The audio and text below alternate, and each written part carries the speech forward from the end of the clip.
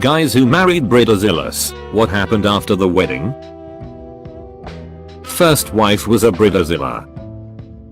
During the honeymoon she realized she was married and the wedding day was history.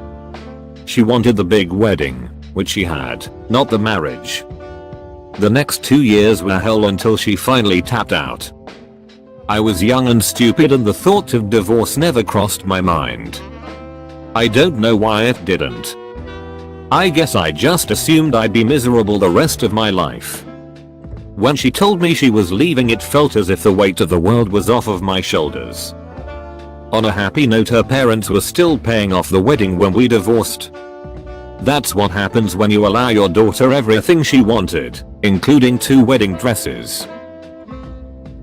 Not a Bridezilla, but a MacLeod. Wife wanted a regular sized wedding, nothing fancy, at a historic venue she loved. We had planned for about 100 guests at most, and we would do a lot of the work. Mill started to pressure about having to invite tons of people, in-laws are loaded and social butterflies, change the venue, change the photographer, etc. I didn't give a sh since it was all to make my wife happy, and did my best to adjust. Finally one day about 2 months before the wedding my wife had a breakdown crying because of all the changes and bullshit from Mill. Told wife I would handle Mill from now on. Called Mill and read her the riot act and told her to cool her, sure we would just get a courtroom wedding and forget about the religious wedding, huge deal to the family. She fought me for weeks. Phil fought me. Bills fought me. Told them all to pound sand. We had our original wedding. I was folding invitations and favors the night before until 3 AM, but by frick we got it done. Of course, Mill still changed the DJ and photographers without me noticing, so we had completely wrong music, and we have yet to see the pictures 16 years later and we have minimal contact with the family. I was called the Bridezilla.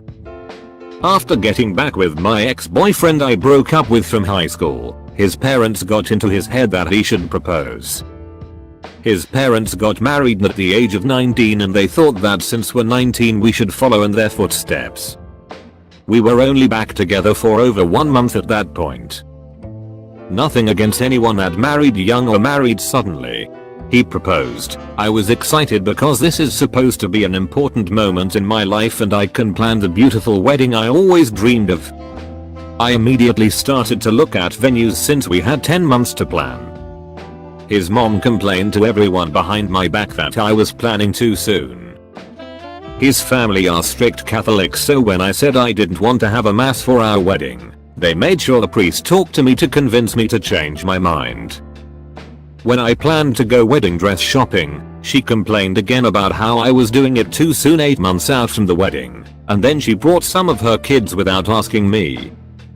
On top of that, I invited a mutual friend of ours, and I got a text from that friend on my way to the bridal shop asking if she could bring her kids, because my fiance's mom told her to.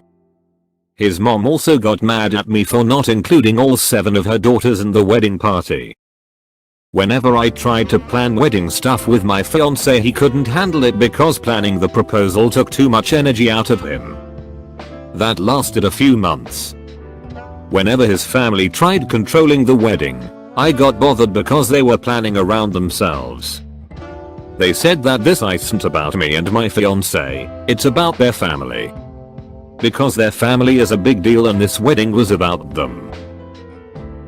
Overall, they called me Bridezilla to my face multiple times because I didn't like how they were controlling my wedding. Within those few months I remembered why I broke up with my fiance the first time. So I broke up with him again. F that. Got into a huge fight about broccoli on the honeymoon, all my fault of course. I knew then it was a mistake, toughed it out for 2 more years of abuse before I left. So glad I did. I didn't marry the Bridezilla, but I had coordinated her wedding. We had a death in the family 6-month-old baby a few days prior to the wedding. I called the bride and told her the situation, and said that my assistant would be stepping in for me so that I could attend the funeral. She told me to send my assistant to the funeral and that I had better be at her wedding. I told her I would be sending her a refund and that no one would be coming to her wedding.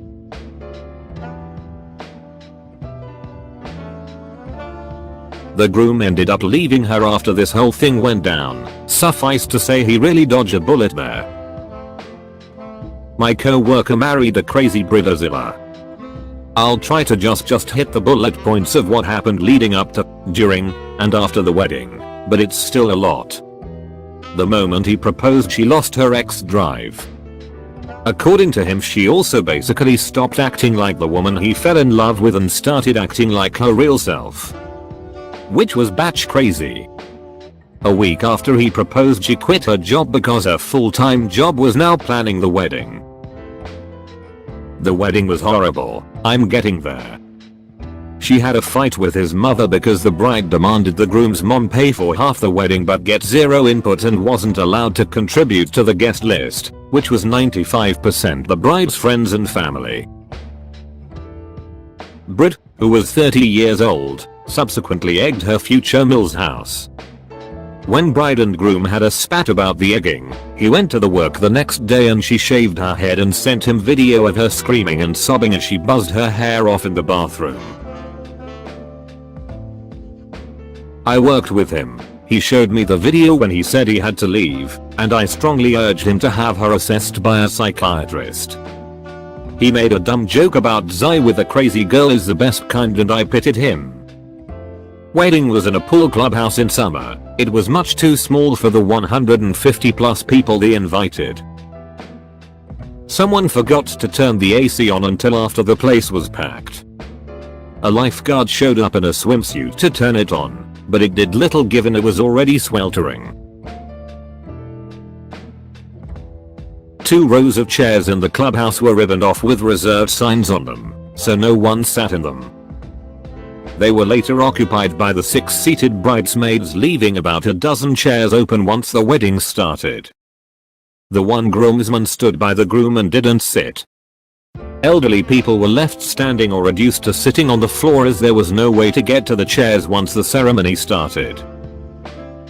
Bride showed up 90 minutes late, having been unhappy with her hair, wig and makeup, so she took it all off and did it herself. So all the guests are standing for the 1.5 hours waiting for her. Groom was literally standing at the altar sweating his A off in a wool suit in the South's high summer, and was clearly not sure if she would show up. He looked like he felt sick. When bride showed up, she burst into the clubhouse, marched down the aisle and snapped at the officiant to hurry up and get started.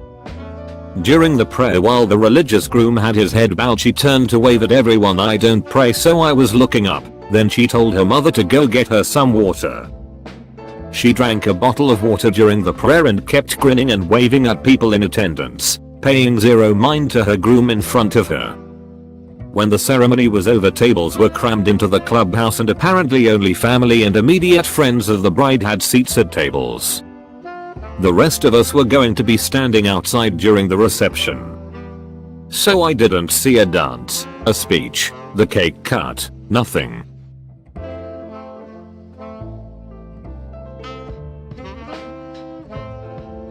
The food was served outside, in the southern US July heat with bugs everywhere. The bride made the groom go get her food over and over.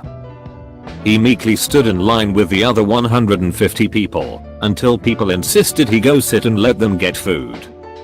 Nope, she told him to get food, so he said he had to be the one to get her food. She never left her table, never greeted any of her guests.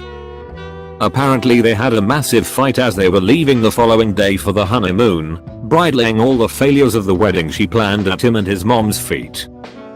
She threw his luggage out of the car and tried to drive to the airport by herself, but he had their tickets and jumped on the hood to stop her from driving off in his car. He got fired about a month after the wedding because he kept showing up late, leaving early, and leaving in the middle of day, usually because she called him with some crisis. 1 year after the wedding I got a thank you note for my wedding gift, which was signed by just the bride with a note that said, "As you may have heard, Ryan and I have had bumpy starts in our first year as a married couple, and we're separated now. Thanks for the lovely gift." The divorced a couple months later. Somehow I'm more angry at other people for enabling her behavior than I am at her for being a human pile of She stabbed me in the thigh during the meal at our wedding. Still in prison. Edit. THX for the upvotes. This story needs more than 2 sentences, even though they are admirably concise. I have performed a few ceremonies that came about because things fell through for whatever reason. Only one of which I had to walk away from. I had received a call from my sil that one of her friends was supposed to get married and the priest had passed away the week before.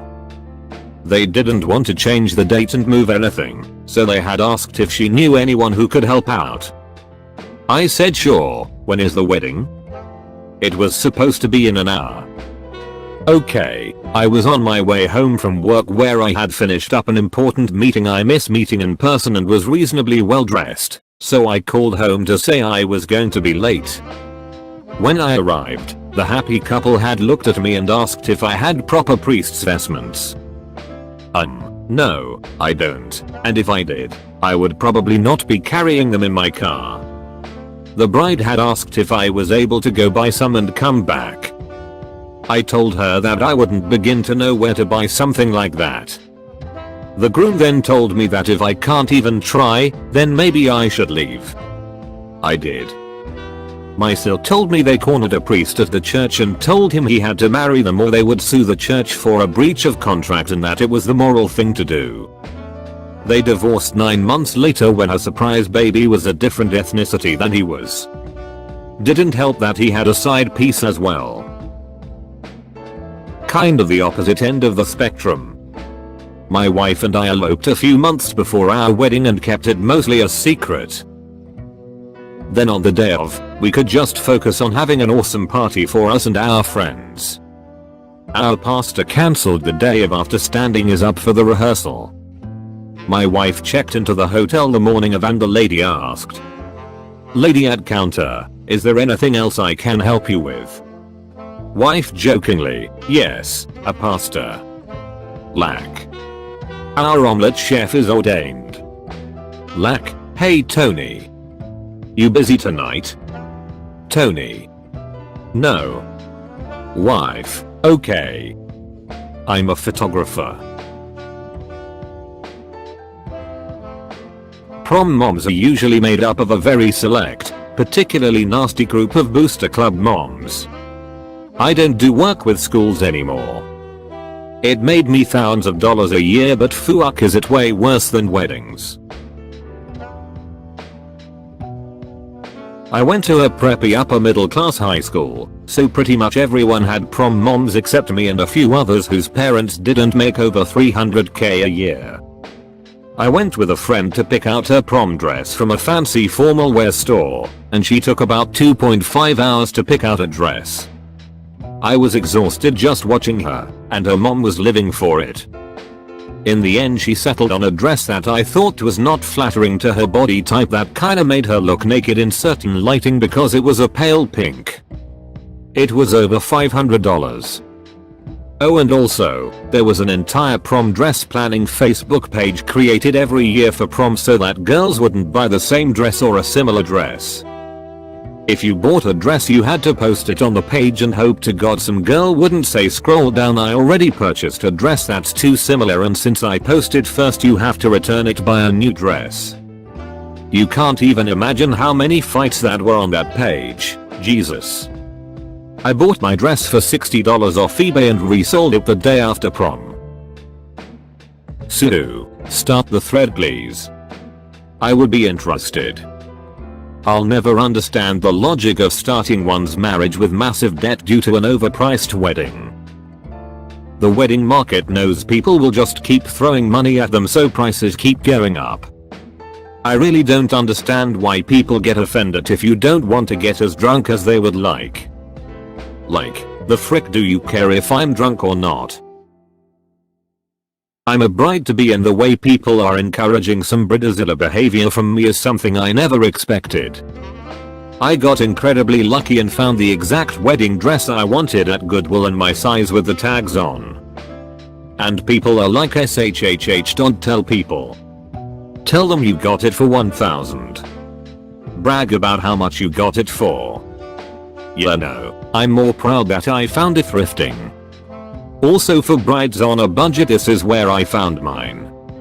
Lots of great affordable options. https://www.shopgoodwill.com/wedding. My mom was a mother of the Bridezilla. She's an alright lady generally, with her annoying habits here and there, but damn. Woman cried because we refused to have a receiving line. We got married in our backyard. The reception was on the other side of the yard.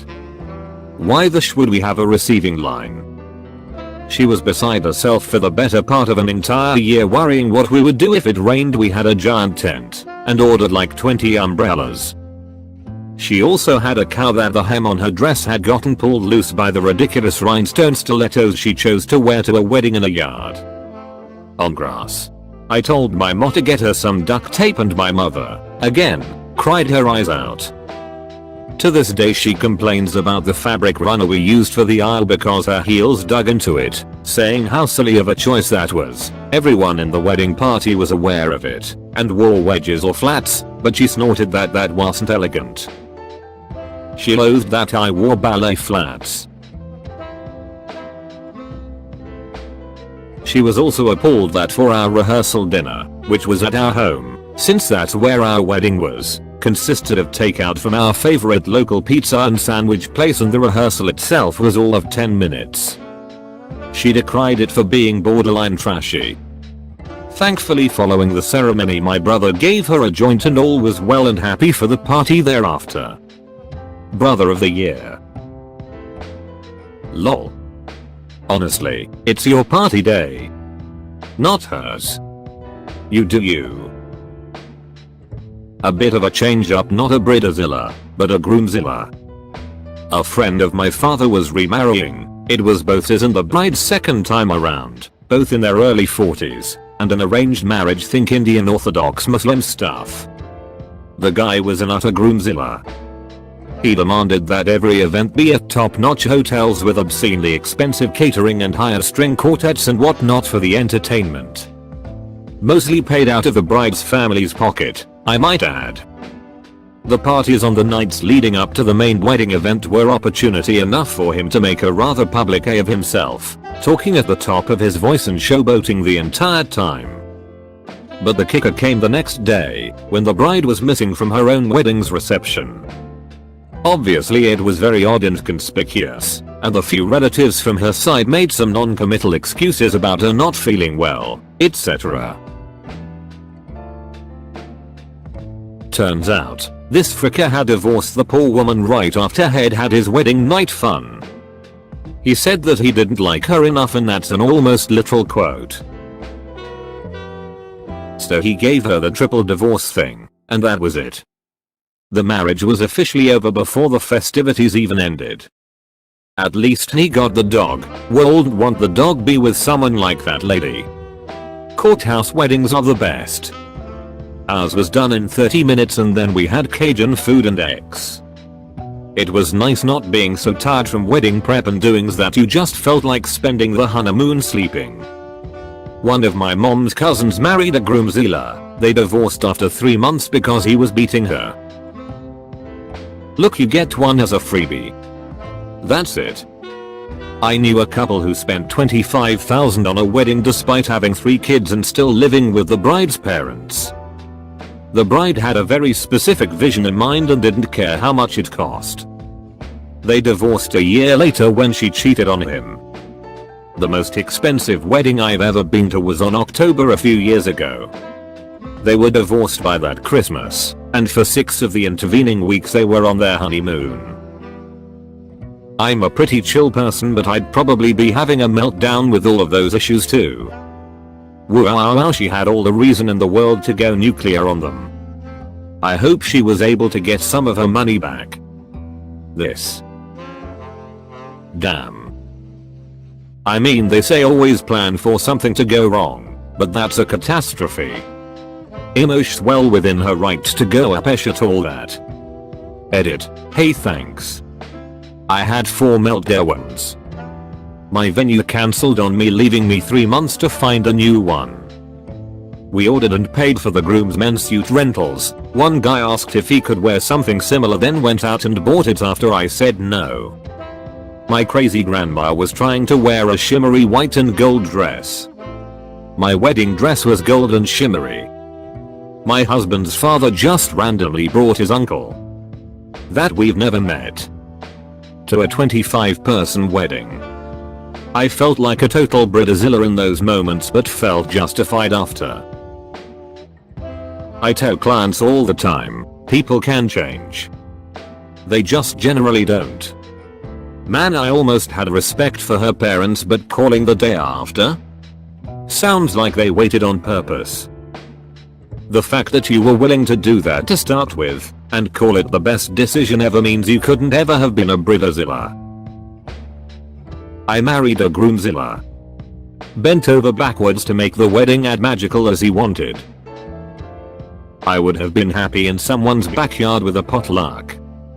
He admitted in couples counseling 7 years later that he never really wanted to marry me so much as he wanted a huge show and party. Everyone liked and approved of me, so he wanted them all to see he was making a good choice and be envious.